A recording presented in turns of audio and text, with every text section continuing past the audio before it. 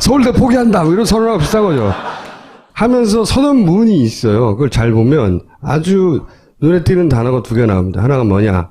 양극단의 정체를 배제하고 협치를 만드는 데 앞장서고자 합니다. 양극단 협치. 응?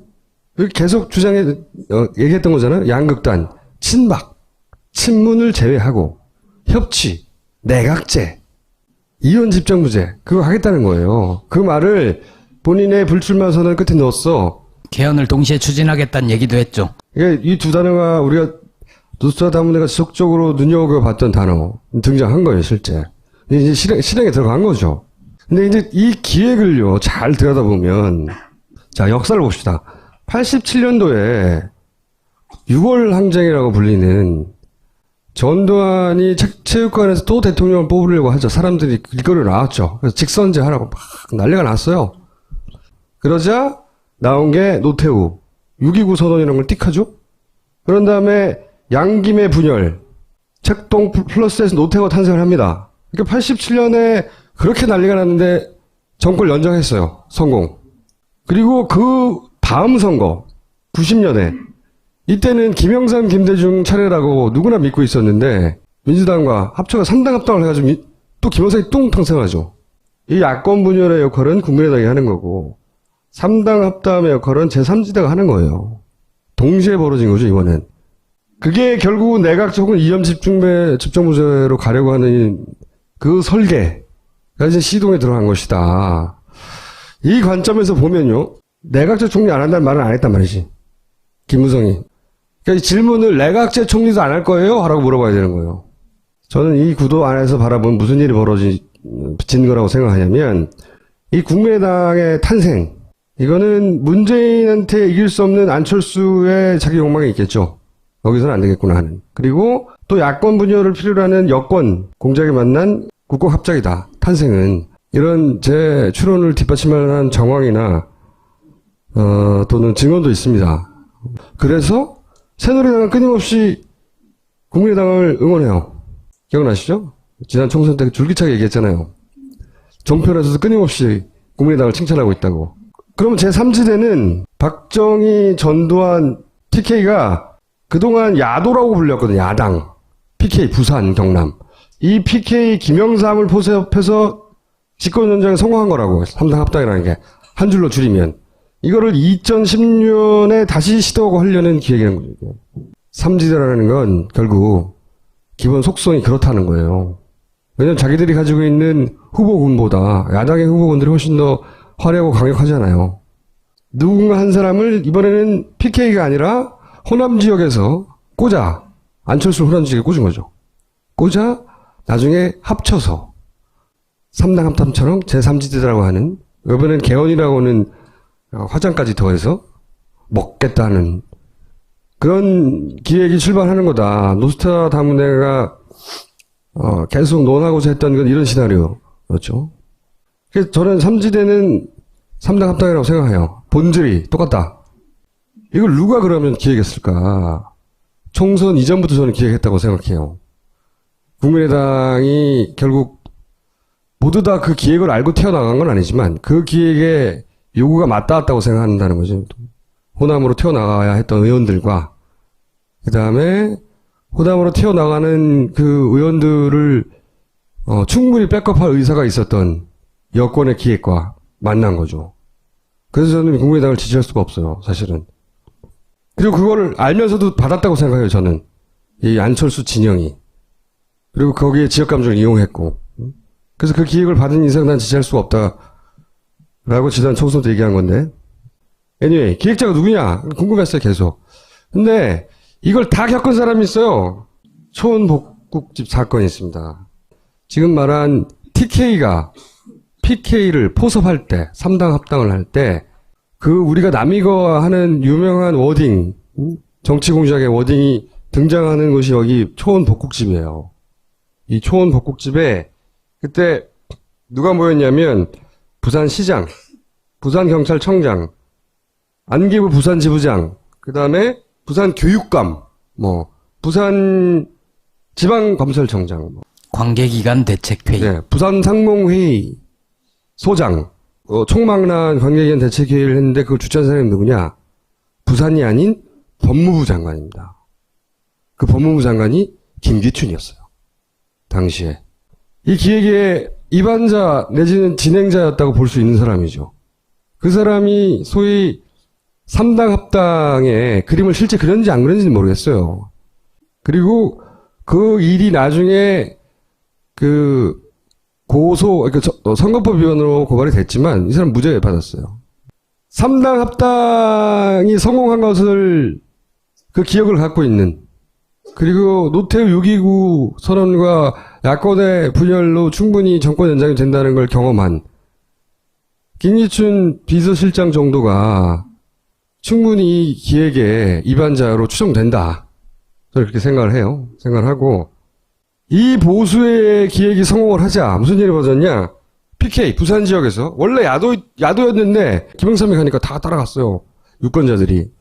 다시 PK 지역에서 부산 경남 지역에서 야권 후보가 당선된 거는 지난 총선 처음이에요. 26년 만에.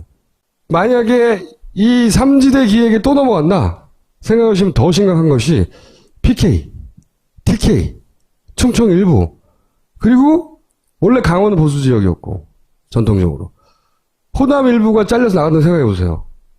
저는 이 진보 진영이 다시 집권하는데 그 2배가 걸릴 것이다. 김영삼 대통령을 배출한 덕에 거기서, 그리고 그 지지자들이 나이를 계속 먹어가는 덕에 그 당이 민자당에서 한나라당으로 바뀌고 새누리당으로 바뀐 내내 그 연령층이 계속 새누리당을 찍어왔거든요. 지금 조금 균열이 가기 시작한 거예요. 지지도 조사 보면 PK는 거의 수도권하고 지금 비슷하게 가죠. 그렇죠. 이제 겨우 이탈하기 시작한 원년이 되는 거죠.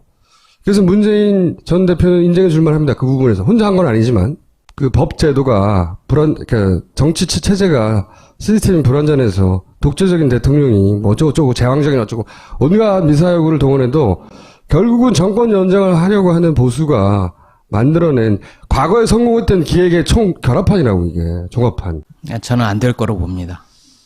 그렇지만 박근혜, 시도는 하겠죠. 그렇죠. 박근혜 대통령을 보세요. 절대 포기하지 않잖아요. 저는 그런 건 정말 존경할 만하다고 봐요. 그래서 이 앞으로 두 눈 부릅뜨고 지켜봐야 된다. 제3지대니 뭐니 하는 것을 속아가면 안 된다. 3지대는 3당 합당이에요. 현재 당연히 탄핵에 찬성하는 숫자를 셀 때 야 3당과 무소속과 해서 171이라는 숫자는 고정적이라고 생각하지만 청소 얘기한 대로 국민의당에서 실제로 탄핵 반대하는 표가 꽤 있어요. 이탈자가 있을 거라고 저도 생각을 하고요. 이탈자 수준이 아니에요. 그러니까 이제 계산이 복잡한데 만약에 탄핵 시도가 실패하면 누가 가장 큰 역풍을 맞을까? 국민의 정서상으로는 새누리당을 당연히 지탄하겠지만 뭐 종편과 주요 보수 언론들은 민주당을 아마 공격할 수도 있어요. 이 정국을 리더할 힘이 없는 거죠. 뭐 그렇게 공격할 수도 있는데 그건 좀 두고 봅시다. 탄핵 정국에 대해서는 여하간 지금 막 움직임을 시작한 김무성 대표가 전 대표가 키워드를 던진 발동을 건 탈당을 막 시작한 그들의 움직임은 결국은 이렇게 제2의 3당 합당을 하려고 하는 발버둥이라는 거죠. 속으면 안 된다 절대. 그때는 속았다 쳐요. 그놈들이 나쁜 놈들이야. 2번 속으면 속은 놈이 병신인 거야.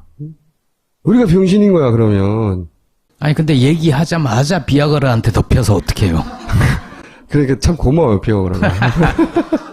자기들은 큰 결심을 하고 막 8명 탈당 앞에 뭐 2명 탈당하고 막 난리를 버거지를 찾는데 아침에 비아그라가 터지는 바람에. 그리고 그때 그 유명한 이 사진이 등장하는 겁니다. 3당 합당할 때 노무현 전 대통령이 요때 반대해서 요 자산으로 나중에 대통령 된 거예요. 물론 오래 걸렸지만 이때는 이걸 간파한 양반 이 양반밖에 없었지만 지금은 우리가 다 지켜보고 온다 이거지. 또 속으면 안 된다 이거지. 3.5%의 법칙이라는 게 있습니다. 미국의 덴버 대학교의 에리카 체로웨스라는 교수가 낸 이론인데요. 2013년에 낸 이론이라는데 전체 국민의 3.5% 들고 일어나서 집회 시위를 하면 그 정권은 반드시 무너진다 하는 것이 과학적으로 입증이 되었답니다. 근데 우리나라가 과학의 나라가 아니어가지고 지금 우리나라 주술의 나라인가? 약물의 나라이기도 하고. 네, 그래서 우리 인구를 계산해 봤더니 5,100만의 3.5%가 180만 명이랍니다. 근데 26일 날, 이번 주 토요일 날 200만을 돌파할 거로 저는 보거든요. 그래서 3당 합당 3지대로는 여지없이 깨질 것이다. 이런 생각이 하나 있고, 또 하나는 한번 당해본 경험이 있고요. 이것을 김총수는 뭐 김기춘을 주목하라 이렇게 얘기하는 것 같은데, 김기춘은 이제 그런 힘이 없어요. 아니, 기획을 한 것 같아요, 처음에. 저는 더 주목해서 할 사람이 박지원 물론이죠. 라는 생각이 들어요. 사실 제가 그분하고 지지난주에 통화도 했어요. 이분이 무슨 생각을 하는지. 그랬더니 첫 번째 목표가 박근혜 대통령이 탈당이더라고요. 퇴진이 아니에요. 그걸 보면 충분히 짐작할 수 있죠. 그래서 박지원 대표가 종횡무진 현란한 메시와 같은 기술을 발휘하면서 여야를 넘나들 것 같은데 박지원 대표가 그걸 성공하지 못하죠. 왜냐? 제가 명랑해전의 울돌목 전사로서 그 길목을 제가 지키고 있어요. 세 번째는요? 그 세 번째가 나야. 이거는 남경필 도지사가 예전에 이런 말 했다고? 근데 남경필, 김용태 두 사람이 탈당을 했는데 오전까지 모든 언론이 영웅시하더라고요. 그래서 제가 이 사진을 찾아냈죠. 경기도의 아들 남경필이 대한민국의 딸 박근혜를 지켜나가겠습니다. 이게 자기 도지사 나갔을 때 박근혜 팔아먹은 거거든요. 그래놓고 지금은 이제 헌시장처럼 이제 버리고 있는 거죠. 그래서 남경필, 김용태가 탈당한 건 참 잘했어요. 그러나 우리 그것을 칭찬하고 박수는 치지 말자. 이런 거죠.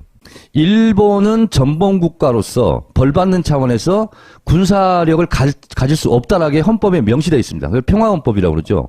근데 그거를 깨고 헌법 개정을 통해서 군국주의를 부활을 꿈꾸는 게 아베 총리입니다. 거기에 날개를 달아준다. 일단.